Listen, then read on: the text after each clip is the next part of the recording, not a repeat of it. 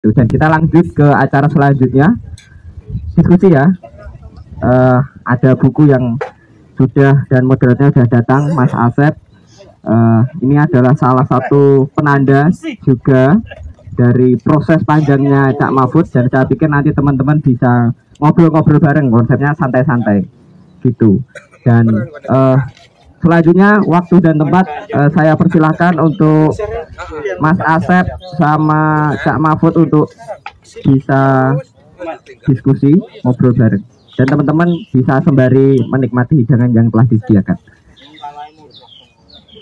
Monggo, waktu dan tempat saya persilakan Mas Saiful. Samsul ini. Ya, makasih. Oke. Ini udah bisa. Oke, assalamualaikum warahmatullahi wabarakatuh. Ya, selamat sore teman-teman semuanya.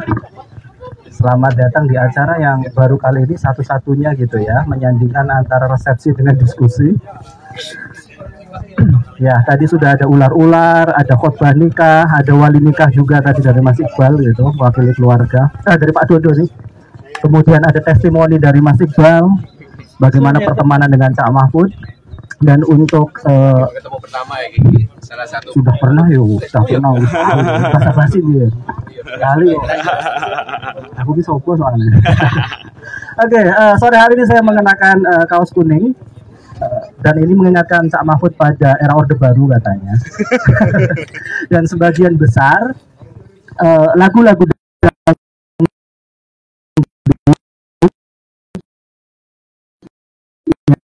kemudian dibahas dalam, saya ingin membuka diskusi ini agar relate dengan pernikahan. Jadi Cak, bagaimana tanggapan Cak Mahfud dengan fenomena bahwa lagu dangdut di sini sejatinya sudah ada, tapi saya ingin lebih detail lagi. Bagaimana lagu dangdut yang pilu, yang sendu itu senantiasa diperdengarkan pada momen-momen pernikahan. Nah, tentu Sohibul Hajat kan tidak mungkin ingin mempelainya itu cepat cerai gitu ya, patah hati kan nggak mungkin loh. Tapi yang kemudian muncul dalam hajatan-hajatan itu, misalnya kursi pelaminan biru gitu, Mansur S. Kemudian juga ada Elvi Sukaisi, ada juga Evi Tamala, Megisi, dan yang semuanya hampir menyanyikan tentang patah hati. Nah, tanggapan Cak Mahfud gimana Mas tentang fenomena itu Cak? Semoga Cak. Apa kenal ya? Aku ya pakai baru kan mengaitkan pernikahan. Jadi relate. Oke, kita berpindah dunia ya teman-teman. Iya. Sebenarnya hal-hal seperti itu enggak tahu ya, tidak sangat kupikirkan. Karena pada dasarnya ketika dalam satu tulisan di buku ini saya bicara tentang tawa hajatan dan bagaimana khazanah musik saya mulai saya bentuk, karena itu adalah pengalaman-pengalaman musikal awal yang bisa saya dapatkan, karena seperti yang saya tulis di satu tulisan yang lain bahwa keluarga miskin seperti saya sangat sulit memiliki selera yang definitif, terutama secara fisik. Jadi karena itu dulu, meskipun saya menyukai musik, saya sampai SMA baru punya tape recorder. Dan saya baru di Jogja untuk pertama kalinya beli kaset. Dan kaset yang saya beli adalah kaset nasyid. Ketika laras senapanmu takkan tulang-tulang. Itu yang mungkin tidak sempat saya tulis di situ, tapi yang saya mau tegaskan bahwa barangkali ya tujuan paling awal dari orang hajatan dan memutar dangdut adalah menciptakan keramaian. dan terserah orang mempersepsikan apa gitu.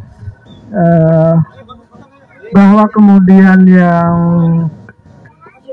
seperti digambarkan oleh Asep adalah lagu-lagu patah hati, cerita-cerita kesedihan, dan secara umum lagu-lagu yang tidak mendukung suasana pernikahan gitu. Barangkali mungkin ya itu bukan sesuatu yang sangat urgen gitu. Itu bukan sesuatu yang sangat dipikirkan gitu. Toh pula sejak awal sudah diputuskan bahwa ketika orang yang mengadakan hajatan dan menanggap pemutar kaset dan kemudian mendirikan tiang-tiang toa, mereka sudah punya semacam semacam konvensi bahwa yang diputar adalah musik jenis ini,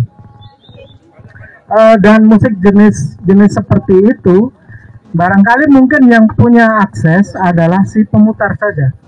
Orang mungkin bisa request, tapi pada dasarnya yang paling berkuasa di depan pemutar kaset dan kemudian yang diperdengarkan ke publik adalah selera si pemutar kaset gitu, selera si petugas pemutar kaset. Dan dari sana sebenarnya bekerja. Ketika orang memutuskan di hajatan ini harus ada lagu Ida Laila, harus ada lagu Roma Irama, harus ada dangdut kontemporer, harus ada nasi daria,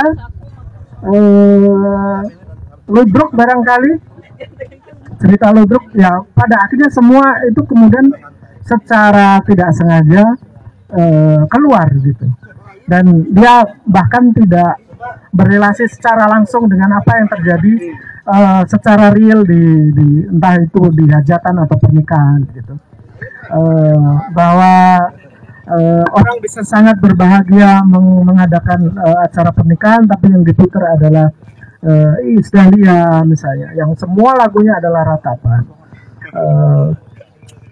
Tidak banyak lagu ceria dari Ida Laila, tapi justru itulah yang mengingatkan, membuat orang tahu bahwa satu keluarga sedang mengadakan hajatan gitu. Ketika ada satu toa berdiri jam 7 gitu, kemudian dan yang keluar adalah suara rintihan, suara tangisan, orang segera tahu bahwa oh si A si B mantu gitu, oh atau si C sedang menatin anaknya gitu. Karena ya kira-kira mungkin barangkali ya budaya pop bekerja dengan cara seperti itu. Yang esensial mungkin ya tidak sangat penting gitu. Ya tampak-tampak tadi aja, yang terpenting adalah kemudian orang tampak ramai dan orang datang. Karena orang punya kebahagiaan ya disiarkan, dibagi gitu. Dan cara membaginya adalah dengan bikin keramaian. Dan keramaian apa yang paling mudah? Ya memutar musik. Musik apa yang tersedia? Ya musik yang mereka biasa putar. Dan itu adalah ya musik dangdut, kasidah, Ida Laila, nasi daria, Roma Irama gitu. Dan mereka tidak lagi menapis, tidak punya macam playlist, tidak ada nasi daria yang cocok untuk hari ini apa gitu. Maka ya kemudian yang terjadi ada bom atom tahun 2000 yang sangat apokaliptik gitu. Apalagi yang ya perdamaian, sesuatu yang sebenarnya sangat jauh dari peristiwa-peristiwa kecil seperti hajatan gitu. Bahkan ada yang salah satu lagu kasidah terbaik itu ya temanya perceraian gitu. Dan itu salah satu banyak sekali orang nyanyikan dan itu selalu diputar. Kau ambil diriku dengan amanat Allah, kini halal bagimu karena izin Allah. Langsung di ref, kemudian tetapi kini aku kau cerai, dan seperti itu. Dan itu biasa gitu, orang tidak lagi mendengar orang menikah mutarnya lagu seperti itu.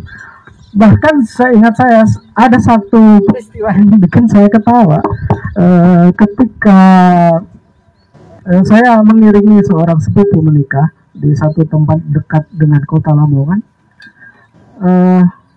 Ada kayak ini ya, organ tunggal gitu, dan penyanyinya pria, dan dia menyanyi itu Kereta Jawa. Kereta Jawa dinyanyikan di pernikahan yang bahagia gitu. Orang diingatkan tentang betapa fananya hidup gitu. Ketika semua orang justru sedang merayakan kehidupan gitu. Jadi ya kembali lagi ke simpulan, barangkali mungkin orang tidak sangat tidak butuh menyimak gitu, karena ya gitu, yang terpenting adalah ramai dan orang datang, orang notice, orang datang gitu. Oke, ya, makasih Cak. Ya, di resepsi pernikahan yang lain yang nyanyi itu EO gitu ya, yang nyanyi membelainya. Oke. Buku ini merangkum bagaimana refleksi Cak Mahfud dalam berinteraksi dengan sejumlah lagu dangdut dan juga hal-hal pop lainnya ya. Ini di sini tidak hanya lagu dangdut. Ada Sheila on Seven, ada juga Tommy Jetisa, Julius Sitanggang, bahkan Kiai Haji Zainuddin MZ yang mungkin dianggap beberapa orang bukan bagian dari budaya populer oleh Cak Mahfud dimasukkan ke sini. Ya. Dalam esai tentang Tiara, wah ini tentang laki-laki yang putus asa, memberi judul nyanyiannya dengan nama-nama perempuan, ada Tiara, ada Ismawati, ada Salamah, ada Nur Halimah, dan lain sebagainya. Menjadi menarik ketika budaya populer, saya kaitkan lagi dengan pernikahan ya. Ketika entah seorang laki-laki atau perempuan memuja pasangannya saat sebelum menikah, itu kayaknya mengelulukan itu ya, tinggi langit. Tapi coba tak bandingkan dengan lagu-lagu yang mengisahkan kehidupan rumah tangga, misalnya yang gosok-gosok WC dan lain sebagainya. Atau kalau di budaya Tarling dangdut itu ada keloas, ada nambang dawa dan lain sebagainya, yang merintih ingin bercerai, merintih ada KADRT dan lain sebagainya. Apakah memang kecenderungan budaya populer itu lebih ke arah semacam kehidupan pranikah dibandingkan pasca nikah, Cak? Dalam amatan Cak Mahfud gimana, Cak? Apa tim? Ya wes, balik ngobrol. Karena saya sedang melewati pasca nikah baru, hampir literally 2 minggu. Jadi analisis saya pasti sangat jauh dari tajam gitu ya. Cuman saya nggak tahu, barangkali mungkin saya kembali ke kesimpulan bahwa budaya populer itu justru karena kedangkalannya, saya merasa dia sangat gampang untuk dipakai mengetahui, mengukur, melihat, meneroka kalau istilah yang agak sastrawi, satu masa, satu waktu, dan juga secara global, kayak bahkan saya sampai ke kesimpulan semacam zeitgeist gitu, semangat zaman gitu. Pada dasarnya lirik lagu berubah dari masa ke masa, sebagaimana juga lirik-lirik lagu dangdut gitu. Dari mulai yang setengah Melayu, separuh pantun, terus kemudian mulai ke Indiaan, rocknya Roma masuk dan itu mengubah sedikit komposisi lirik gitu, sehingga misalnya Mara Karma bahkan bisa bikin lagu kayak resesi dunia gitu, lagu dangdut dan ngomongin resesi dunia gitu, atau yang misalnya sebenarnya agak sedikit naik kelas gitu kalau istilah Roma gitu, ketika misalnya kalau di level sodik yang penting dijogeti gitu, kalau Roma ngomongin yo ayo dia ngomongin adoding, dia ngomongin joget gitu, sesuatu yang dijelaskan dengan runtut dan kemudian biasanya oleh Roma diakhiri oleh jangan berlebihan atau ya kalau capek sudah, seperti juga lagu kayak santai gitu kan. Itu juga gambaran-gambaran yang sebenarnya tidak benar-benar mewakili kelas sangat bawah. Tapi sekali lagi saya kembali ke kenapa lagu dangdut lebih banyak mengcover tentang kesedihan. Meskipun sebenarnya kita juga akan menemukan banyak lagu kegembiraan set gitu. Barangkali karena memang kita seperti tuduhan Holel ya, kita ya mendayu-dayu juga. Jadi akhirnya playlist kita itu masuk ke sana gitu. Dan terus terang misalnya saya juga daripada kebanyakan lagu-lagu dakwah Rhoma Irama, saya jauh lebih banyak tertarik dengan lagu-lagu cintanya. Dan sebagian cintanya ya tentu saja juga kalau tidak melankolik ya tragik gitu. Dan itu akhirnya kemudian kita membuat semacam anggapan bahwa lagu dangdut ya nangis gitu, lagu dangdut ya putus asa, lagu dangdut ya patah hati gitu. Tapi sekali lagi bahwa kemudian barangkali orang-orang paling tidak beruntung di negara kita ya memang ekspresinya kayak gitu. Nah ini aku agak meminjam Selvi dan teman-temannya membuat semacam mengakumulasi lirik-lirik lagu dangdut yang diciptakan dan ditulis oleh buruh migran di Taiwan, dan kebanyakan ceritanya seperti itu, dikhianati suami, nabung nggak ngumpul kayak gitu, kirim uang tapi dipakai nikah lagi, kurang lebih kayak gitu kan. Apalagi kita bayangkan kalau setting-settingnya Indramayu, Cirebon, Karawang gitu dalam musik taring pasti kayak gitu kan. Tapi ya kita juga tampaknya sekali lagi akan balik bahwa pada dasarnya semua jenis emosi sebenarnya diwakili oleh musik pop sebenarnya. Bahwa kenapa kecenderungannya menjadi sedih, sendu, putus asa, dari mulai Ida Laila, Vita Mala, Nur Halimah, sampai Tommy Jerisa, Juli Tanggang, Betaria Sonata. Nah kali ya karena itu secara industrial jauh lebih mudah dijual. Di esai pertama di mana Cak Mahfud memaparkan bagaimana love and hate relationship dia dengan dan koplo ya, karena dari ketukan kan kita tahu ketukannya itu ya ketukan yang ria gitu ya, menggembirakan dan lain sebagainya, sementara mungkin lirik lagu yang dinyanyikan cenderung kekesenduan. Apakah ini salah satu sebab juga adanya tadi perasaan love and hate relationship Cak Mahfud dengan koplo, dengan 6 alasan yang sudah diuraikan. Jadi beliau ini tidak menyukai koplo, tetapi merasionalisasikan kenapa kok dia tidak suka gitu. Malah membuktikan bahwa sebenarnya Cak Mahfud juga suka ya. Tapi dalam kaitan ini saya ingin tanya, apakah tadi ada persoalan soal kemendayuan itu yang terlawan dengan ketukan? Barangkali ya.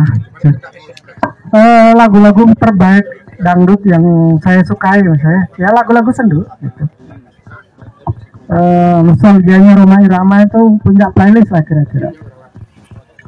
Liriknya sangat kuat, emosinya sangat kuat, dan aku bisa bayangkan betapa patahnya 3 hati itu dalam satu lagu itu gitu. Sekian selama masa berpisah tidak terduga, lalu berjumpa, bertemu muka, bertatap mata, dan tapi kemudian tidak lagi bisa berjumpa gitu. Bahwa 2 orang ini ketemu justru dalam status yang berbeda, karena satunya sedang membawa seorang pacar, satunya sedang akan kuliah ke luar negeri semacam itu. Dan itu sudah dilakukan Rhoma di tahun 80-an awal.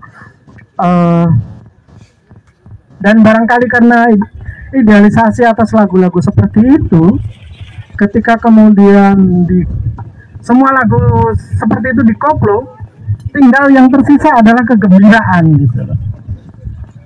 Jadi makanya saya kemudian menyebut koplo sebagai musik mono ekspresi gitu.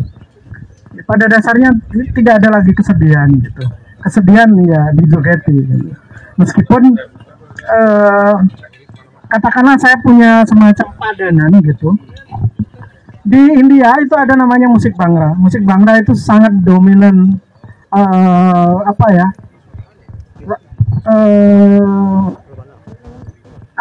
instrumen pukulnya.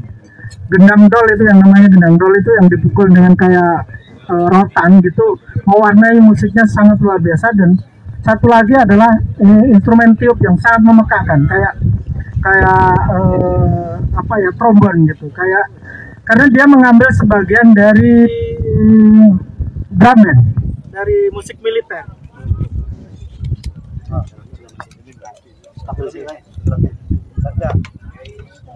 Dan lucunya di dalam musik yang sangat ceria itu,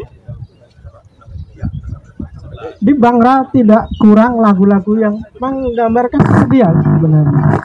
Jadi dalam lagu koplo pada dasarnya kesedihan itu coba dipendam sangat ditekan sangat keras, jangan sampai ditunjukkan gitu. Dan ya yang penting kita berpesta, kita bergembira.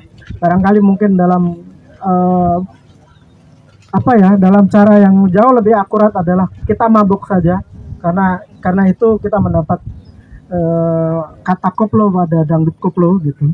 Karena pada dasarnya ya itu musik yang merayakan mabuk sebenarnya pada awalnya. Dan koplo itu adalah jenis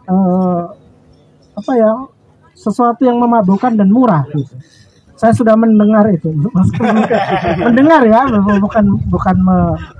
bukan mencoba gitu, mendengar tentang pil koplo itu di tahun 89 atau 90-an awal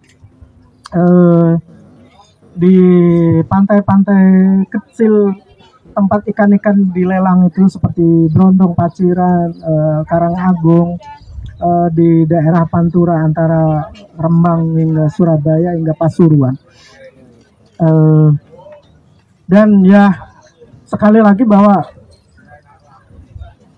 kenapa koplo seperti itu ya kurang lebih barangkali mungkin sesuatu yang sangat pendayu itu tidak cukup ampuh untuk dia mungkin mewakili ya, tapi dia tidak meredam gitu. Spekulasi yang terjadi kemudian kadang adalah sebuah mimikri yang konyol, lucu gitu. Misalnya satu video yang sangat terkenal dari Sodik adalah ketika dia menyanyikan lagu gelandangannya Rhoma Irama. Yang spektakuler adalah dia muncul di antara penonton dan kemudian ngesot, dia ngesot dan bawa ember gitu. Dia menirukan ekspresi dan gerak pengemis gitu, orang yang jauh lebih melarat. Dan barangkali mungkin Rhoma, orang yang muncul dari kelas menengah kota, punya akses yang sangat baik karena dia anak tentara berpangkat gitu, tidak bisa bayangkan Rhoma mungkin bisa menulis lirik "Kering sudah rasanya air mataku", dan itu sangat mewakili. Tapi Sodik yang benar-benar orang bawah, yang benar-benar seorang pengamen, jauh lebih pengalamannya jauh lebih dekat gitu dibanding misalnya yang menciptakan lagu itu. Jadi kemudian tindakan itu sampai menunggu. Dia membuat dangdut Rhoma yang sedikit berkelas itu kemudian dibanting ke level yang sebenarnya senyata-nyatanya, bahwa kalau gelandangan atau tunawisma ya benar-benar semenderita itu gitu. Maka itu yang terjadi kemudian. Dan ya lucunya kemudian meskipun Sodik menangis keras-keras, ya ada tetap kira-kira nanti ada buka CD Jos gitu, ada Asolole, sesuatu yang membuyarkan semua kesedihan, mendistraksi konsep yang sejak awal sudah disusun dengan sangat rapi oleh orang dari kelas yang lebih tinggi kayak Rhoma misalnya. Salah satu Ya, salah satu sumbangsi yang tidak mungkin bisa diingkari dari adanya koplo kan, ada lagu-lagu yang semasa tahun 90, 80 akhir sampai 90 itu tidak menjadi hits ya. Mungkin ada di side B yang lagu keberapa gitu. Kemudian di aransemen ulang, dinyanyikan ulang dan akhirnya menjadi sangat populer. Sepakat tidak tentang sumbangsi itu, Cak? Sepakat ya. Nah, perkembangannya dangdut ini berbeda dengan musik jenis lainnya, genre lainnya yang terpengaruh teknologi secara langsung gitu ya, memanfaatkan teknologi, tapi ini dari arus bawah, hajatan direkam, Cak Mahfud sudah menulis itu, dari bawah direkam video hajatan kemudian tersebar bajakan, sekarang ada YouTube-nya dan itu malah diproduksi kan di lingkungannya. Saya ingin tahu kira-kira ke depannya ini dangdut seperti apa sih yang kemudian akan muncul, yang Rhoma Irama sendiri sekarang lagu dangdut barunya malah terlalu formulaik seperti Corona, kemudian Anak Monyet di Pantai yang baru itu terlalu formulaik sehingga tidak menangkap ya tadi semangat zaman masa kini. Dan kalau kita perhatikan juga dangdut yang masa kini arahnya ke arah koplo kan, bukan yang kalau boleh kita sebut yang orisinal gitu, yang ciptaan Rhoma dan lain sebagainya. Gimana, Kak? Itu pertanyaan yang mungkin sedikit agak masih terus menggantui saya sebenarnya, soal apa kelanjutan dangdut gitu. Beberapa teman sudah membuat semacam simpulan bahwa dangdut baik-baik saja dan dia berubah dan dia sedang bertransformasi menjadi musik yang sedikit berbeda gitu. Sesuatu yang coba semacam saya halangi gitu. Barangkali, dan penjelasannya masih emosional sih. Sebagian mungkin rasional, tapi lebih karena ya kayak saya orang tua yang kehilangan mainan lama gitu. Saya sih memang masih skeptis gitu. Apakah misalnya seperti musik yang sekarang diproduksi dengan sangat masif dan dikenal dengan sangat luas dan dinikmati dengan luar biasa besar, yang diproduksi di studio-studio di Bantul, di Sleman, di Solo, di Ngawi, apakah itu dangdut atau tidak? Apakah sebuah musik yang punya punya pengaruh dangdut bisa disebut dangdut gitu? Apakah semua musik yang punya pukulan koplo bisa disebut sebagai dangdut koplo gitu? Itu masih perlu didiskusikan bagi saya, karena kalau saya menyebut misalnya Mendung Tanpa Udan sebagai dangdut, maka saya akan menyebut Roxanne dari The Police sebagai reggae. Bagi saya seperti itu. Jadi akan terlalu gampang menyebut dangdut hanya karena dia ketemu satu pukulan yang serupa gitu. Itu yang saya coba jelaskan saya dengan lagu seperti Yo Ayo dari Via Valen gitu. Karena pada dasarnya dangdut diciptakan pada awal sebagai dangdut, baru kemudian dikoplo.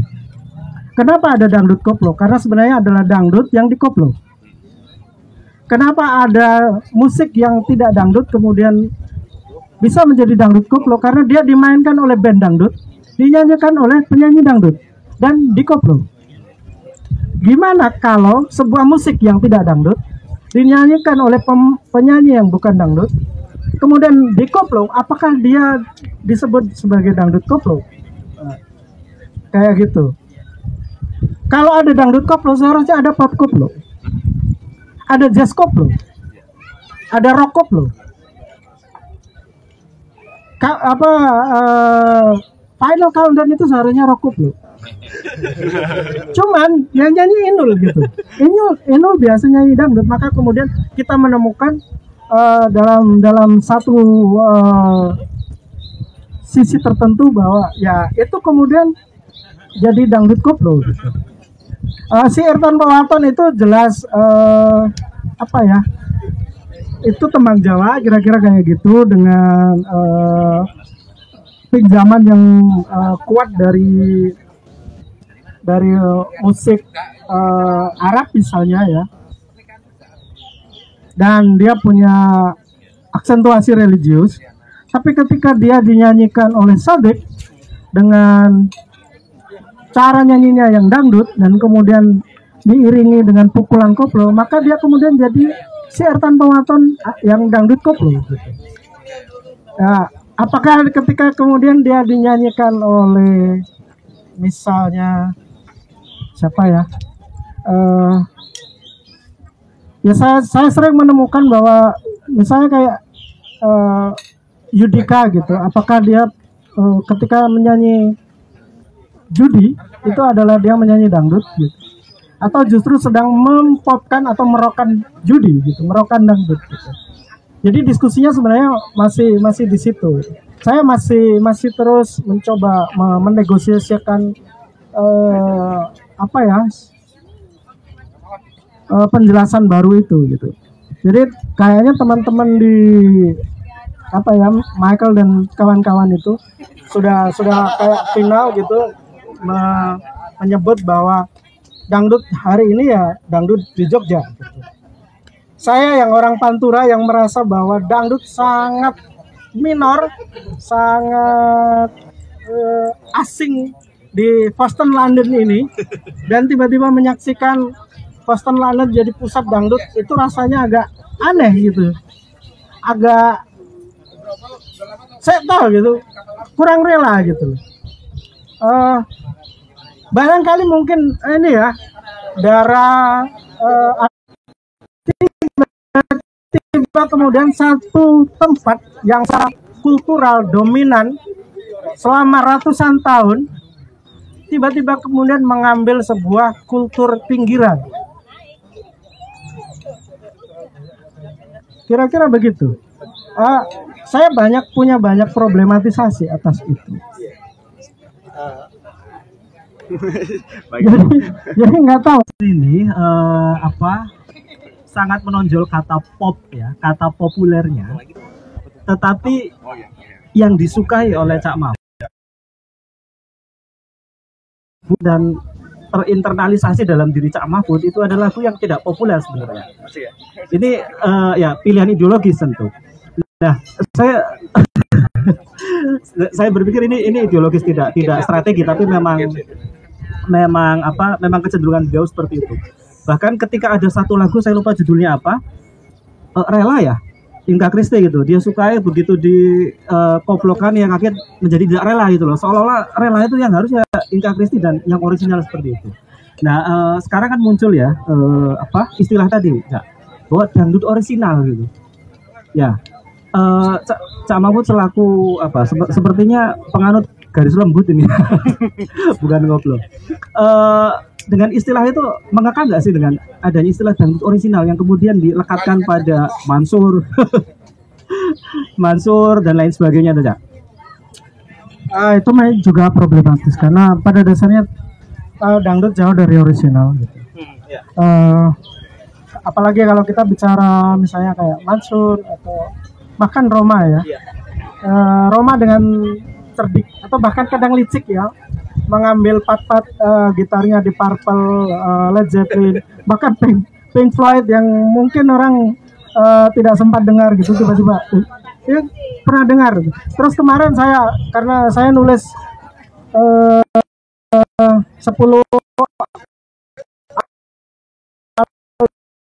album soneta pertama dan saya menemukan masuk ke soneta gitu. Jadi ada satu lagu yang sepertinya dikasih intro seperti The Good, The Bad, and The Ugly. Jadi dia mendengarkan instrumentalia dan kemudian mencangkok itu di sebuah lagu yang sangat tragis gitu.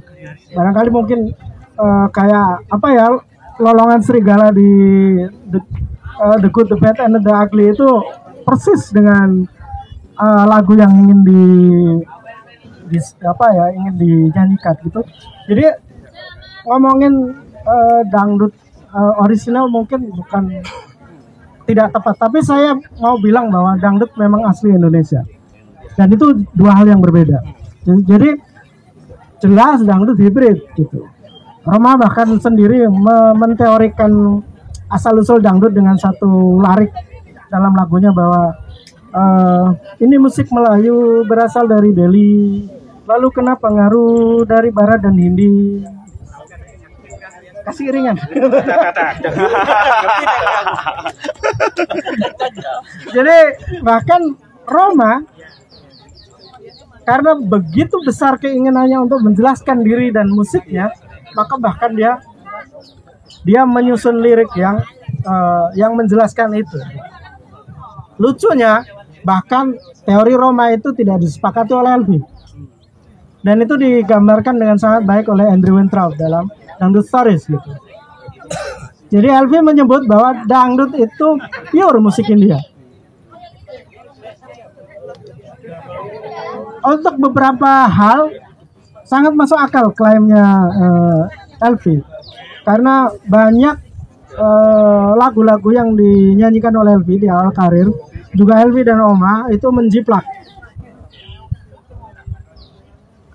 Tapi untuk kembali ke kesimpulan saya tadi, ketika barangkali mungkin masuk akal menyebut dangdut diambil dari musik Hindi gitu, karena terutama Hindi ya. Tapi pada akhirnya dia menciptakan bentuknya sendiri, karena tadi bahwa Roma kemudian meramu banyak hal dan akhirnya menciptakan musikalitas yang akhirnya distintif gitu. Dia bisa dibedakan dengan musik yang lain gitu. Dia tidak lagi bisa disamakan dengan musik India. Dia juga tidak lagi sama dengan musik Melayu. Dia juga berbeda dan berjarak dengan misalnya musik tradisional di mana instrumen dan teknik bermain musiknya dia ambil, misalnya katakanlah kayak gamelan Sunda atau musik reok Jawa Timur misalnya, atau sebagian besar musik gamelan lah. Bagaimana kemudian misalnya dulu ada kendang ngebul di sekitar Jember dan sekitarnya tahun 80-an 90-an. Terus ada dangdut yang berbau etnik gitu. Ketika Itsu Trisnawati yang sebelumnya adalah penyanyi pop,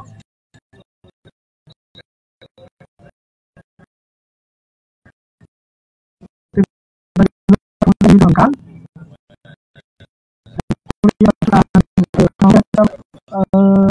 Kemudian oleh Janai, sampai banyak sekali Sun Seng Sue, banyak sekali jenis lagu-lagu seperti itu yang liriknya campur-campur, tapi core-nya tetap dangdut gitu.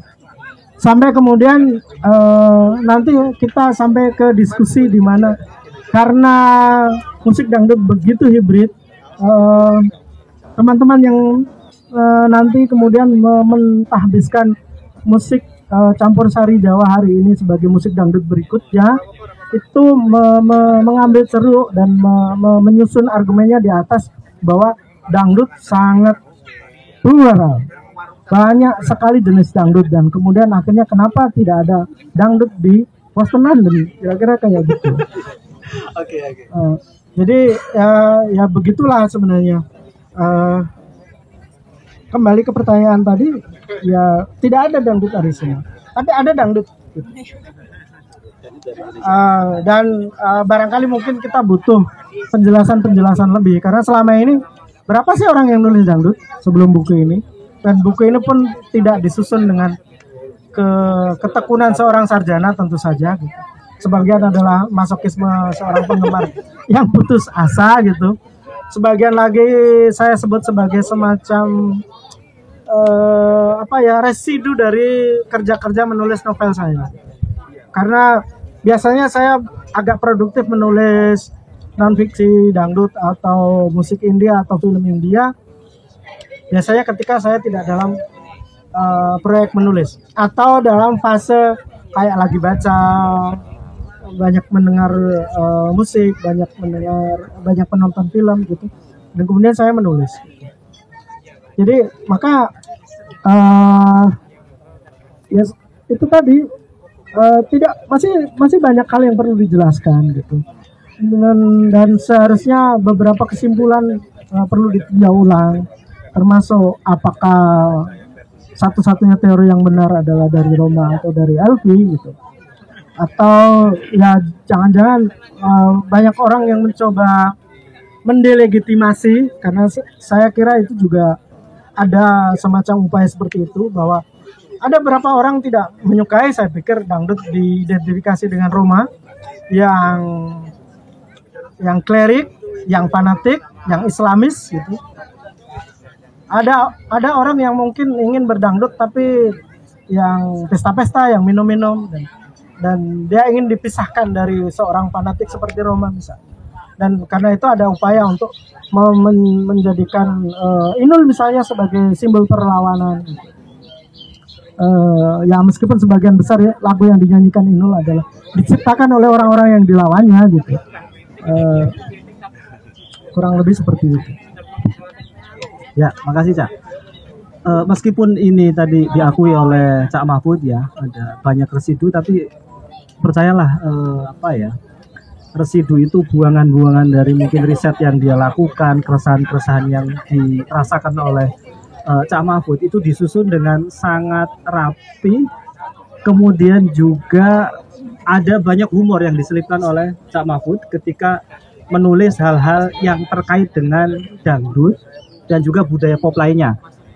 Dan ini tidak hanya terkait tentang musik atau lirik, karena Cak Mahfud mengikuti juga soal berita politik, gosip artis dan lain sebagainya, sehingga tadi ada anekdot, ada ungkapan-ungkapan yang kemudian terasa lucu ketika membaca sejumlah paragraf di dalam buku ini.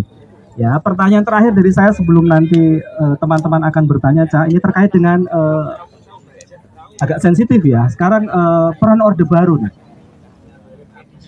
Tidak bisa diingkari bahwa TVRI yang melalui siaran Aneka Karya Safari, album minggu kita dan lain sebagainya itu didominasi oleh lagu dangdut. Sehingga tadi tidak hanya anak-anak muda di Pantura kan, tapi anak-anak muda yang bisa mengakses TV entah di pos kamling, entah di balai desa, yang menyaksikan itu seleranya akhirnya terbentuk kan, kecuali yang bisa beli kaset gitu. Nah, apakah setuju bahwa Orde Baru punya peran terhadap populernya dangdut dan pembentukan selera masa anak muda pada masa itu, Kak? Kebetulan aku sedang menulis itu. Jadi kemarin aku menulis tentang Roma Irama dan kampanye, dan sebenarnya ada sekitar 5-10 paragraf yang tidak aku sertakan di koran karena akan terlalu panjang gitu, dan itu kebiasaanku belakangan gitu. Karena ya di koran cuma bisa 900 kata gitu, sementara energiku menulis biasanya 2.500 gitu. Jadi kadang kayak aku kasih ekstra aja jawab positif. Dan salah satu yang ingin ku sampaikan ketika ngomongin tentang Roma dan kampanye pada dasarnya adalah Roma di satu masa, dan ini tersisa sampai sekarang, mencoba mengidentikan dangdut, musiknya, musik Melayu, dirinya dengan Islam. Itu terutama ketika dia mulai masuk berhadapan-hadapan dengan rejim, dengan menulis beberapa lagu yang sangat kritis, beberapa sebenarnya sangat vulgar gitu. Saya ketika dia nulis lagu Indonesia gitu, dia ngomongin pasal 33 ayat 3 dengan ya hanya 6 menit gitu, dan itu sangat clear gitu. Sampai dia kemudian menemukan frasa yang barangkali mungkin orang tidak tahu bahwa itu dari Roma Irama, yaitu yang kaya makin kaya, yang miskin makin miskin. Itu dari Indonesia. Dia sangat keras bilang negara bukan milik golongan, juga bukan milik perorangan. Maka dari itu jangan seenaknya memperkaya diri, membabi buta itu. Dan itu tahun 80. Itu beberapa tahun sebelumnya orang seperti Mohtar Lubis masuk karena itu. Dia menyebut kata korupsi dalam lagu itu. dia menyebut tentang ketimpangan. Nah, yang menjadi sangat mencolok tapi sekaligus juga kuat adalah lagu Indonesia ini dibuka di kasetnya itu dengan Assalamualaikum warahmatullahi wabarakatuh di tahun 82 ketika orang bicara salam di depan publik tabu.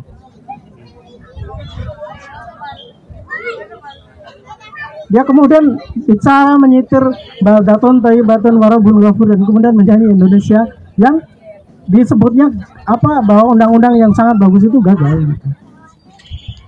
Dan inilah yang kemudian membuat dia tersingkir dari TVRI.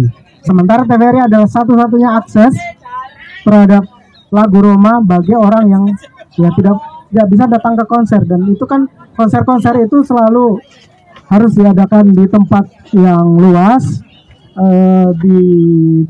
oleh orang yang punya biaya, dan biasanya karena itu selalu di kota gitu. Sementara TVRI sampai bawah, sangat bawah gitu. Disitulah orang bernama Edi Sud menyusun kekuatan dengan restu dari orang seperti pada awalnya Ali Murtopo dan kemudian Harmoko. Dia mengumpulkan artis-artis Indonesia yang dijamin tempatnya di TVRI dalam sebuah program yang namanya Karya Safari. Kalau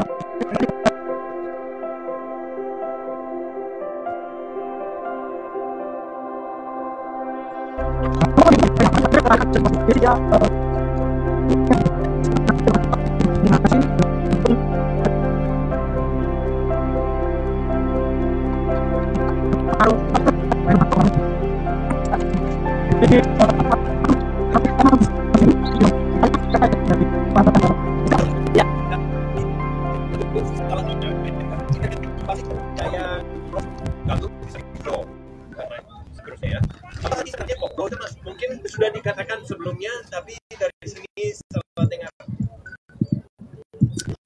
Oke, ada penjelasan yang sangat etnologis ya sebenarnya di bukunya Indonesia tentang unsur koplo itu muncul dari Senen. Senen itu sebuah slum di Jakarta, di mana tukang becak, pelacur, pencopet, seniman di sana. Jadi pada dasarnya dia menggambarkan kegelisahan masyarakat urban miskin. Dangdut yang sudah di-upgrade di masa Orde Baru tadi, yang menjadi mungkin lebih berkelas dengan gaun, dengan musik yang lebih canggih, dengan campuran yang sudah diperhalus dari Deep Purple atau Led Zeppelin gitu. Akhirnya kembali jatuh lagi sebagai musik rakyat yang lebih mudah dimainkan, lebih mudah dinikmati, dan ya lebih mudah disimak. Kira-kira begitu.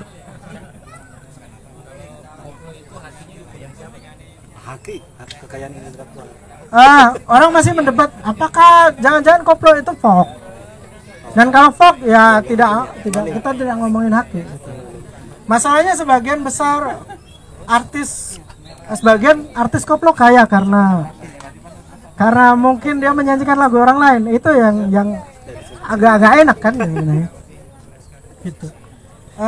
Misalnya yang paling banyak ini ya, kasus yang paling spesifik misalnya ada satu lagu Rhoma Irama yang sangat jarang dimainkan secara live oleh Rhoma karena dia begitu merasa emosional. Sangat berat lagu itu kalau dinyanyikan langsung karena maknanya begitu dalam. Jadi lagu itu judulnya Sebujur Bangkai. Sebujur Bangkai menjelaskan tentang bagaimana manusia yang sempurna dan tampan itu akhirnya mati dan dimakan cacing gitu. Dan Roma tidak selalu kuat menyanyikan itu. Dan di tangan pedangdut koplo dia bisa dimanapun dinyanyikan tanpa penuh penghayatan.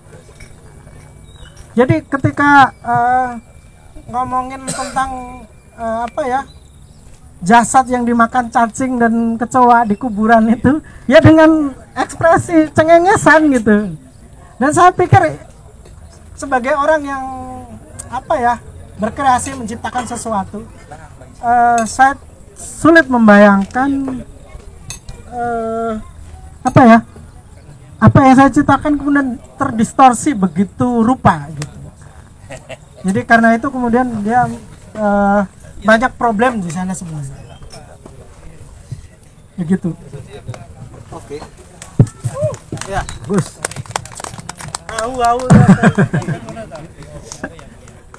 Oke. Iya, ada Mas Ismail mau bertanya, silakan langsung saja, Mas. Aku penasaran kaitannya sama film itu loh. Roma itu kan juga mempopulerkan dangdut melalui film. Apakah ada pengetahuan tambahan dari Mahfud? Kayak pengen dengar efeknya di ada satu part di buku ini khusus ngomongin Rhoma Irama dan film. Oke. Saya waningin yang novel kepiros ya. langsung ya bisa ya. Roma dan film itu menarik dan rasanya kayaknya perlu dibikin filmnya sendiri. Bagaimana Roma bikin film gitu loh. Kayak Once Upon a Time in Soneta gitu. Atau gitu. Jadi Roma selalu menolak dirinya disebut aktor. Dia menjelaskan kenapa? Karena saya tidak pernah merasa memainkan orang lain. Saya selalu memainkan diri saya sendiri. Kudanya terbang. Dia merasa bisa terbang betul ya. Lucunya sebenarnya Roma memainkan beberapa orang yang lain gitu. Nah, tapi yang paling menarik ketika di situ saya nulis tentang Kemilau Cinta di Langit Jingga. Roma jadi dua. Jadi ada Roma palsu pertama itu saya dengar dari Kemilau Cinta di Langit Jingga. Jadi yang menarik adalah Roma di situ memainkan dirinya sebagai Imran, yang memainkan diri sebagai Roma yang palsu. Jadi satu-satunya peran di mana Roma memainkan orang lain justru di situ. Yang lucunya suaranya didub oleh orang lain di situ. Jadi kemudian kayak memang ya ini Roma tapi kok tidak gitu. Roma juga memainkan Jakaswara, tapi ya gitu. Ya ini tahun berapa sih ada kok dia bisa nyanyi dangdut dengan Camelia Malik gitu. Sementara settingnya Portugis datang ke Banten gitu. Ya kira-kira ya begitu. Memang Roma secara agak telanjang, kadang mungkin juga tidak sangat sophisticated gitu, mencoba meleburkan kehidupan pribadinya di musik. Misalnya yang juga saya tulis di sini lagunya itu yang ada bentar. Cara bacanya menarik ya.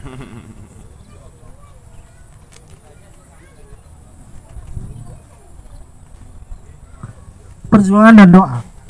Ada satu film Perjuangan dan Doa. Isinya adalah di situ Roma sebagai seorang musisi diadili para ulama karena dia dianggap menjual ayat. Itu sebenarnya adalah pengalaman Roma sendiri gitu. Makanya filmnya jelek minta ampun.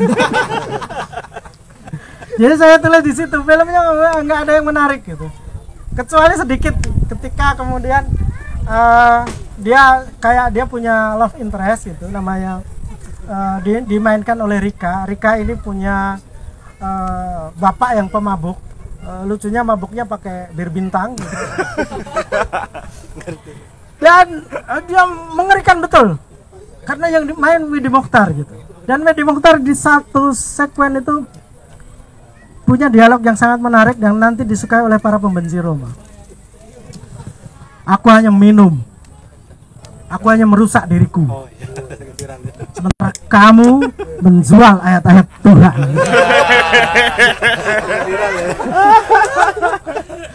Dan itu sebenarnya adalah kira-kira dialog yang di alam nyata dipindahkan sama Roma. Yang orang-orang yang benci Roma dan memakai meme itu untuk mengejek Roma tidak tahu bahwa yang bikin dialog itu Roma Irama sendiri. ya gitu. Ya lucu lah Roma. Apalagi yang bisa aku jelaskan? Baca. Kita ini Roma Reborn apa itu? Pas-pas deh. Oke, lanjut ya. Mungkin itu aja ya, Bang, dicukupkan. Intinya buku ini merangkum tidak hanya dangdut sekali lagi, tapi hal-hal pop yang dari dekade 80, 90 sampai 2000-an itu diamati secara langsung oleh Cak Mahfud, dinarasikan dengan baik dan menarik. Sesekali tadi juga lucu gitu ya. Ada beberapa narasi-narasi yang humoris. Oke, itu saja diskusi untuk resepsi kali ini, karena nggak ada resepsi yang lain loh. Atau ada mungkin diselenggarakan oleh teman yang lain ya. Terima kasih atas antusiasme kehadiran teman-teman semuanya. Mohon maaf atas segala kesalahan. Assalamualaikum warahmatullahi wabarakatuh. Bukunya bisa langsung dibeli di sini. Harganya berapa? 70.000 saja. 70.000 saja. Wah, kayaknya diskon habis-habisan ini. Habis-habisan. Diskon bisa.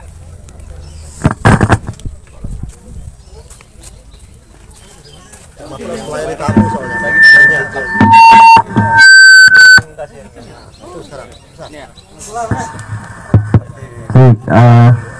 Terima kasih Mas Asep, Cak Mahfud atas diskusinya, dan saya pikir menarik banget teman-teman.